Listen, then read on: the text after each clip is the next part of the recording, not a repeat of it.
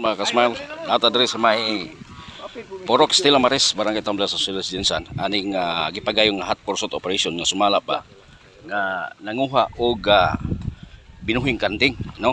Kaning ang gikuha mao ni mga kasmail. Itatong ipatanaw kaning binuhing kanding.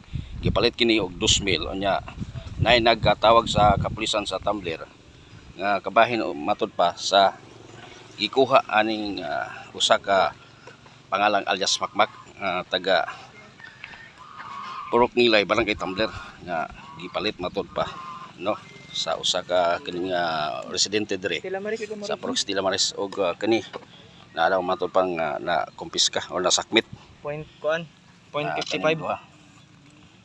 Asa ka balay ni mo Mak? Unsa na purok nimo diha? Purok Kamanchili. Purok Kamanchili Tumbler. Purok Maudlad. Pilay edad mo Mak? 34. 34. May asawa? Si alias Makmak.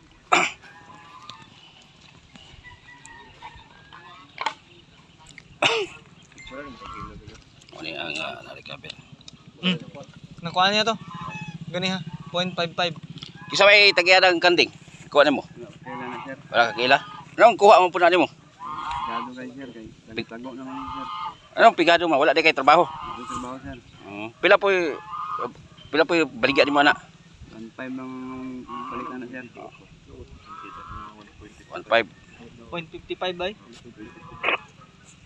Asa madapit nimo na gikuha Mak? Sa Kanto Pilbis. Kanto Pilbis.